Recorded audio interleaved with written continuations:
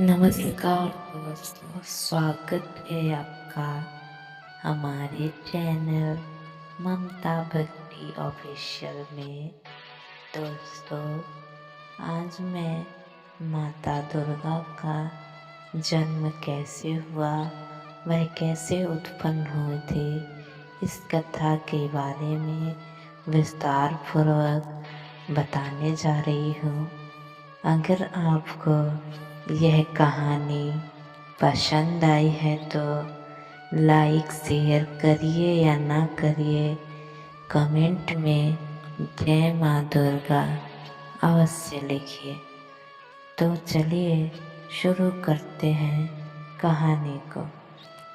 बहुत समय पहले की बात है, जब यह सृष्टि नई नई थी, तब चारों ओर शांति, धर्म और सत्य का राज था।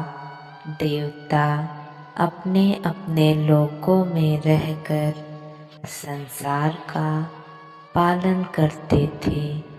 सूर्य समय पर प्रकाश देते थे, चंद्रमा रात को शीतलता बिखेरते थे, इंद्र वर्षा करते थे और धरती पर जीवन सुखपूर्वक चलता था। लेकिन समय हमेशा एक जैसा नहीं रहता है। जब जब धर्म बढ़ता है, तब तब अधर्म भी अपना सिर उठाने लगता है। उसी समय एक ऐसे असुर का जन्म हुआ जिसने पूरे ब्रह्मांड की शांति को भंग कर दिया। उसका नाम था महिषासुर। महिषासुर का जन्म एक असुर कुल में हुआ था। बचपन से ही वह असाधारण बलवान था। उसका शरीर पर्वत के समान विशाल और शक्ति अद्भुत थी, लेकिन उसके भीतर विनम्रता नहीं थी। वह शक्ति के साथ साथ पूरे संसार पर शासन करने का सपना देखता था।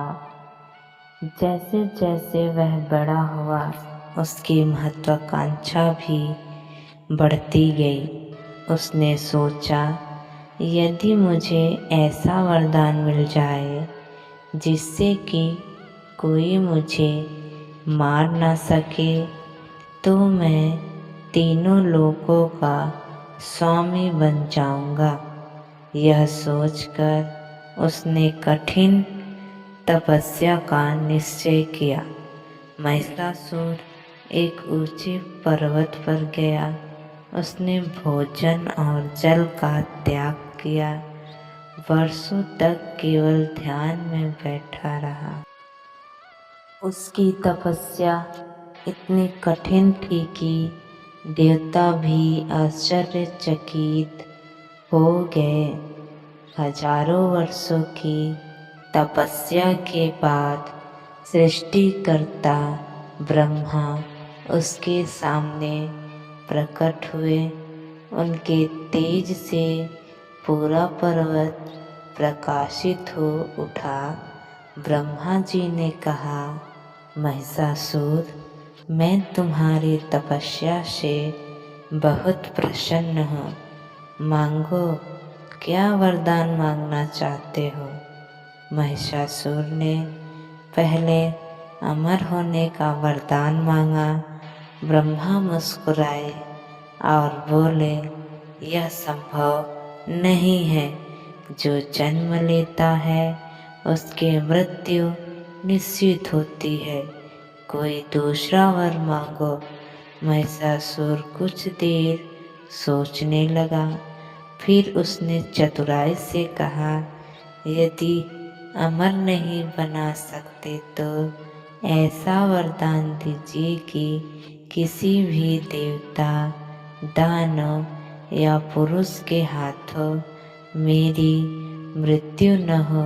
यदि मेरी मृत्यु हो तो केवल किसी स्त्री के हाथों से हो। महिषासुर को विश्वास था कि कोई स्त्री उसे कभी पराजित नहीं कर पाएगी। ब्रह्मा ने कहा तथास्तु। इतना कहकर वे अपने लोक लौट गए।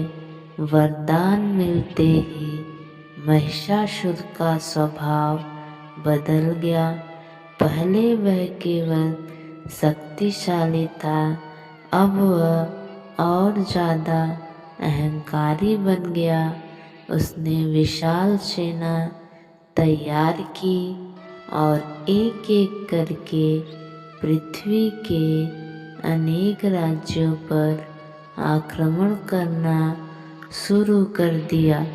जो राजा उसका विरोध करते थे उन्हें वह युद्ध में हराकर मृत्यु दंड दे देता था। धीरे धीरे उसका आतंक पूरे पृथ्वी लोक में फैल गया, लेकिन उसका लक्ष्य केवल पृथ्वी ही नहीं था, वह स्वर्ग पर भी अपना अधिकार जमाना चाहता था। महिषासुर अपनी विशाल सेना लेकर स्वर्गलोक की ओर बढ़ा। देवताओं के राजा इंद्र ने अपने सेना के साथ उसका सामना किया। भयंकर युद्ध हुआ। देवताओं ने पूरी शक्ति से युद्ध जीत लिया, लेकिन ब्रह्मा के वरदान के कारण महिषासुर को कोई पराजित नहीं कर सका। एक एक करके देवता हारने लगे। अंत में इंद्र को भी स्वर्ग छोड़कर भागना पड़ा। महिषासुर ने स्वर्ग पर अपना अधिकार कर लिया। उसने स्वयं को तीनों लोकों का स्वामी घोषित कर दिया। अब चारों ओर अत्याचार बढ़ने लगा। ऋषि मुनियों के यज्ञ नष्ट किए जाने लगे। निर्दोष लोगों को सताया जाने लगा। देवता अपने ही लोकों से बाहर भागने लगे। सभी देवता बहुत दुखी थे। उन्हें समझ में नहीं आ रहा था कि इस संकट से कैसे छुटकारा मिले। तभी सभी देवता एक साथ ब्रह्मा, विष्णु और शिव के पास पहुँचे। उन्होंने हाथ जोड़कर कहा, हे प्रभु, महिषासुर के अत्याचार से तीनों लोग दुखी है। आपके अतिरिक्त हमारी रक्षा करने वाला कोई नहीं है। कृपया कोई उपाय बताइए।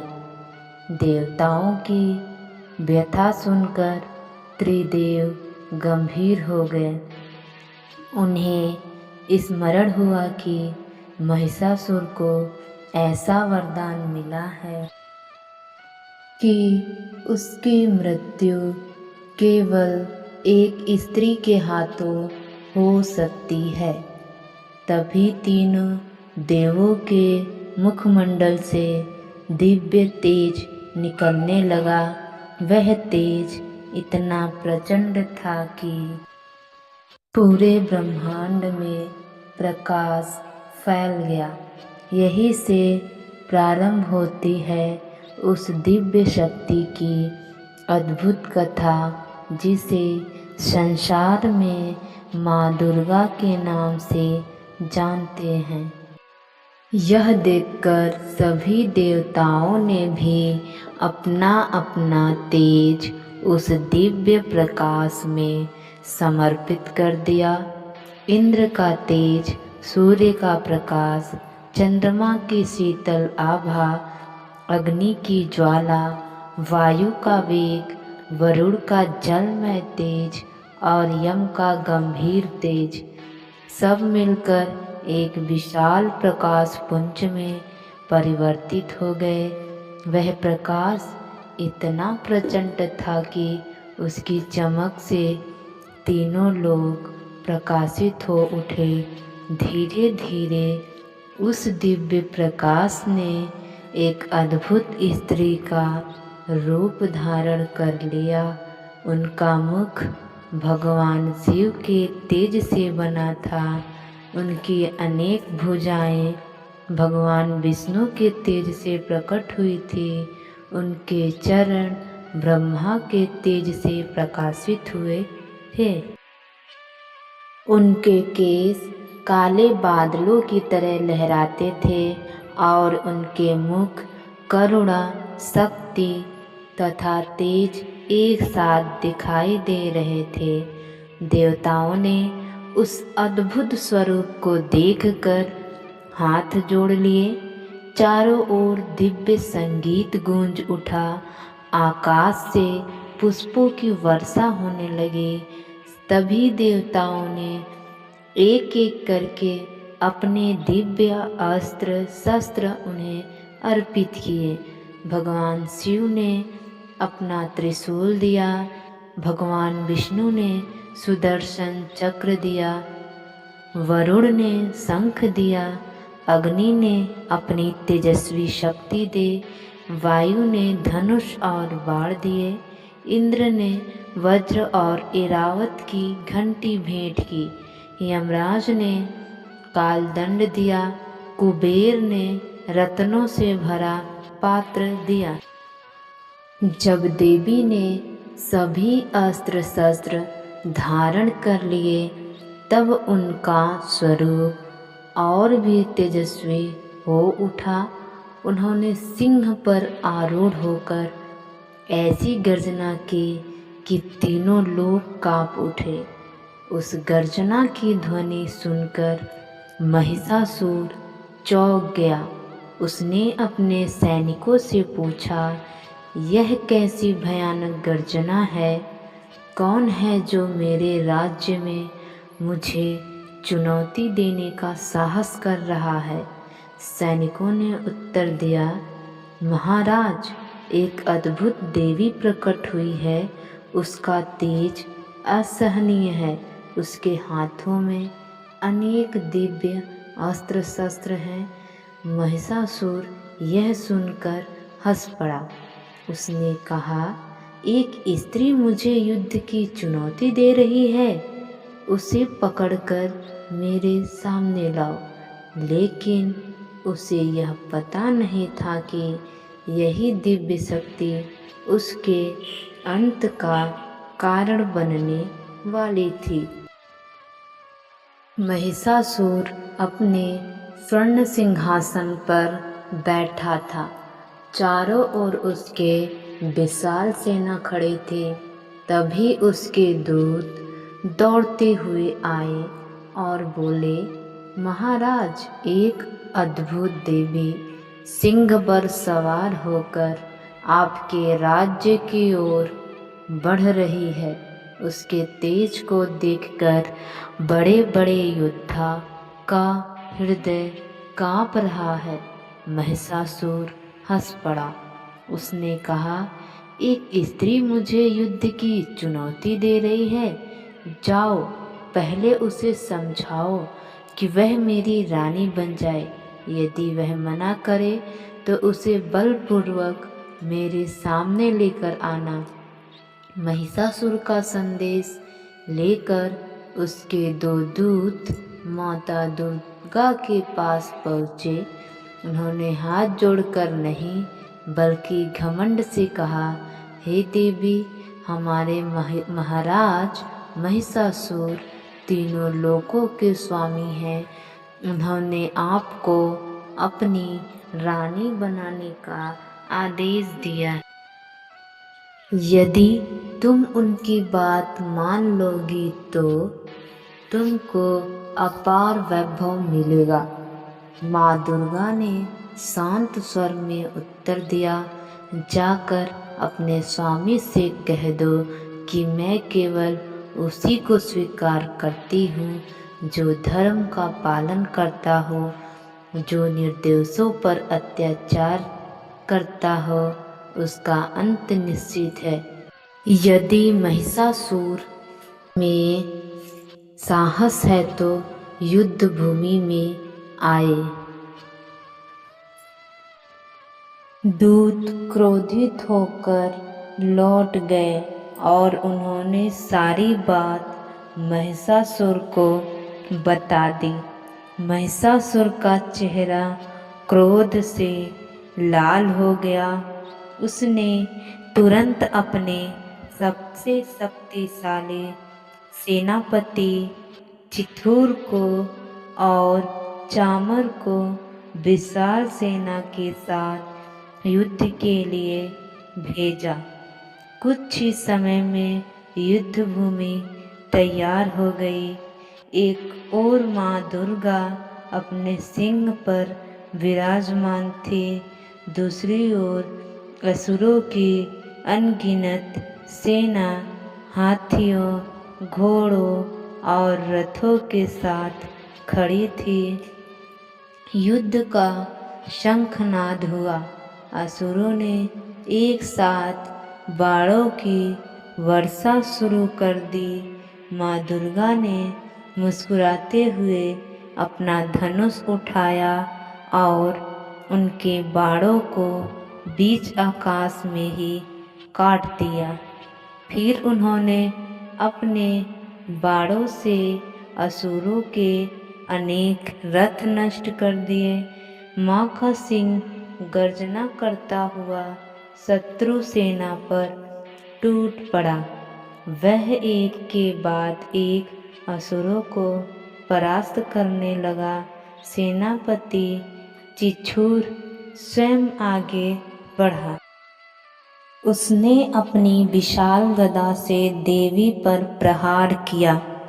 माँ दुर्गा ने त्रिशूल से उसके ऊपर वार को रोक लिया और एक ही प्रहार में उसे भूमि पर गिरा दिया। चित्थूर का अंत हो गया। यह देखकर दूसरा सेनापति चामर क्रोधित हो उठा। वह हाथी पर सवार होकर देवी की ओर दौड़ा। उसने भाला फेंका, लेकिन माँ ने सुदर्शन चक्र से उसे बीच में ही 2 टुकड़ों में काट दिया। फिर उन्होंने तलवार से चामर का भी वध कर दिया। अपने दोनों सेनापतियों की मृत्यु देखकर असुर सेना में भगदड़ मच गई, लेकिन महिषासुर ने हार नहीं मानी। उसने अपने अनेक शक्तिशाली योद्धाओं उदग्र, भास्कर, ताम्र और अन्य असुरों को युद्ध में भेजा। युद्ध और भी भयंकर हो गया। आकाश बाणों से भर गया। धरती पर अस्त्र शस्त्रों की गूंज सुनाई देने लगी। माँ दुर्गा अपनी 18 भुजाओं से एक साथ अनेक अस्त्र चलाती रही। जहाँ उनका त्रिशूल चलता वहाँ अधर्म का अंत हो जाता था। जहाँ उनका चक्र घूमता वहाँ असुरों की सेना तितर बितर हो जाती थी। देवता आकाश से यह अद्भुत दृश्य देख रहे थे। वे समझ चुके थे कि अब महिषासुर का अंत निकट है, लेकिन स्वयं महिषासुर अभी तक युद्ध भूमि में नहीं उतरा था। वह अपने महल से यह सब देख रहा था। उसके भीतर क्रोध की ज्वाला भड़क रही थी। उसने निश्चय किया कि अब मैं स्वयं युद्ध करूंगा। या तो आज उस देवी का अंत होगा या मेरा। यही से आरंभ होने वाला था वह महान युद्ध जिसे युगों युगों तक याद किया जाता है और याद किया जाएगा। सूर्य अस्त होने को था। युद्ध भूमि पर धूल का घना बादल छाया हुआ था। असुरों की विशाल सेना लगभग पराजित हो चुकी थी। चारों ओर टूटे हुए रथ, बिखरे हुए अस्त्र शस्त्र और घायल योद्धा दिखाई दे रहे थे। अपने सभी प्रमुख सेनापतियों के मारे जाने का समाचार सुनकर महिषासुर का क्रोध सीमा पार कर गया। वह अपने विशाल महल के बाहर निकला। उसका शरीर पर्वत के समान विशाल था। उसकी आंखें अंगारों की तरह लाल चमक रही थी। जैसे ही वह युद्ध भूमि में पहुंचा, पूरी धरती कांप उठी। उसने जोर जोर से गर्जना की और बोला, हे देवी, तुमने मेरी सेना का विनाश कर दिया है। अब तुम्हारा सामना स्वयं महिषासुर से होगा। माँ दुर्गा सिंह पर शांत भाव से विराजमान थी। उन्होंने मुस्कुराकर कहा, महिषासुर, अभी भी समय है। अपने अहंकार का त्याग करो, निर्दोषों पर अत्याचार छोड़ दो और धर्म का मार्ग अपनाओ। मैं युद्ध नहीं चाहती, लेकिन अधर्म को जीवित भी नहीं रहने दूंगी। महिषासुर जोर से हंसा और कहा, मैं तीनों लोकों का स्वामी हूँ। देवता मुझसे भय करते हैं। तुम भी मेरी शक्ति के सामने टिक नहीं पाओगी। इतना कहकर उसने अपनी विशाल गदा उठाई और पूरी शक्ति से माँ दुर्गा के ऊपर फेंकी। माँ ने अपने त्रिशूल से उस गदा को आकाश में ही चूर चूर कर दिया। यह देखकर महिषासुर क्रोधित हो उठा। उसने तुरंत अपना असली रूप छोड़कर एक विशाल भैंसे का रूप धारण कर लिया। वह तेजी से दौड़ा। उसके खुरों की चोट से धरती फटने लगी, पर्वत हिलने लगे और पेड़ उखड़कर गिरने लगे। माँ का सिंह भी पूरी शक्ति से उसकी ओर झपटा। दोनों के टकराने की आवाज़ से पूरा आकाश गूंज उठा। महिषासुर कभी अपने सींगों से वार करता तो कभी अपने विशाल शरीर से सब कुछ रौंदने का प्रयास करता। माँ दुर्गा ने धनुष उठाया और एक के बाद अनेक बाण छोड़े। वे बाण महिषासुर के शरीर में लगे, लेकिन वरदान के कारण वह फिर उठ खड़ा होता था। तभी महिषासुर ने एक विशाल सिंह के रूप में अपना परिवर्तन कर लिया। वह बिजली की गति से देवी पर झपटा। माँ ने सुदर्शन चक्र चलाया। चक्र की चमक से पूरा आकाश प्रकाशित हो गया। महिषासुर पीछे हट गया और तुरंत हाथी का रूप धारण कर लिया। उसने अपनी विशाल सूंड से पर्वत उखाड़कर माँ दुर्गा की ओर फेंका। माँ ने इंद्र के वज्र से उन पर्वतों को पल भर में धूल बना दिया। युद्ध लगातार चलता रहा। देवता आकाश से प्रार्थना कर रहे थे। ऋषि मुनि मंत्रों का जाप कर रहे थे। संपूर्ण सृष्टि की निगाहें इस महासंग्राम पर टिकी हुई थी। अब निर्णायक क्षण निकट आ चुका था। महिषासुर बार बार अपना रूप बदल रहा था, लेकिन माँ दुर्गा हर बार उसकी हर चाल को नाकाम करती जा रही थी। अंत में वह फिर सबसे शक्तिशाली महिष भैंसे के रूप में आ गया और पूरी शक्ति से अंतिम आक्रमण करने के लिए माँ दुर्गा की ओर दौड़ा। उसके खुरों की चोट से धरती कांपने लगी और चारों दिशाओं में धूल का तूफान उठ गया। देवता आकाश से यह अद्भुत युद्ध देख रहे थे। सभी की सांसें थम गई थी। माँ दुर्गा ने शांत भाव से अपने सिंह को आगे बढ़ने का संकेत दिया। सिंह ने भयंकर गर्जना की और महिषासुर पर झपट पड़ा। कुछ क्षणों के लिए दोनों के बीच भयंकर संघर्ष हुआ।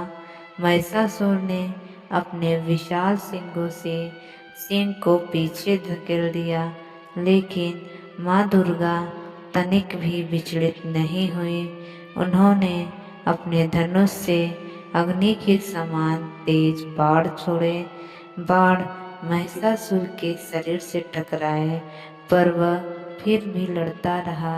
वह बार बार अपना रूप बदलता रहा, कभी सिंह, कभी हाथी और फिर भैंसा बन जाता था। माँ समझ गई थी कि अब इस युद्ध का अंत करना ही होगा। उन्होंने अपने एक हाथ में पास उठाया और उसे महिषासुर की ओर फेंका। पास ने उसे जकड़ लिया। उसी क्षण महिषासुर अंतिम बार जोर से गरजा। इसके बाद माँ ने अपनी दिव्य तलवार उठाई और एक ही पाल में उसका अंत कर दिया। महिषासुर धरती पर गिर पड़ा। उसके गिरते ही आकाश में देव दुंदुभियां बज उठी। चारों ओर पुष्पों की वर्षा होने लगी। देवताओं ने आनंद से पुकारा, जय माँ दुर्गा, जय जगदम्बा, जय महिषासुरमर्दिनी। इंद्र ने माँ के चरणों में प्रणाम किया और कहा, हे जगत जननी, आपने तीनों लोकों को भय से मुक्त कर दिया है। आपका यह उपकार कभी नहीं भुलाया जा सकता है। ब्रह्मा बोले, आप भी सृष्टि की आदि शक्ति हैं। विष्णु ने कहा, जब जब धर्म संकट में होगा, आपकी शक्ति संसार की रक्षा करेगी। शिव ने माँ को प्रणाम करते हुआ, आपके बिना सृष्टि में संतुलन संभव नहीं है। माँ दुर्गा ने सभी देवताओं की ओर करुणा से देखा और कहा, जब जब पृथ्वी पर अधर्म बढ़ेगा, निर्दोषों पर अत्याचार होगा और धर्म संकट में पड़ेगा, तब तब मैं किसी न किसी रूप में प्रकट होकर अपने भक्तों की रक्षा करूंगी। इसके बाद माँ का दिव्य तेज धीरे धीरे समस्त ब्रह्मांड में फैल गया। देवताओं ने अपने अपने लोक पुनः प्राप्त किए। ऋषि मुनियों के यज्ञ फिर से प्रारंभ हुए। पृथ्वी पर शांति और धर्म की स्थापना हुई। तभी से माँ दुर्गा के इस विजय पर्व की स्मृति में शारदीय नवरात्रि मनाई जाती है।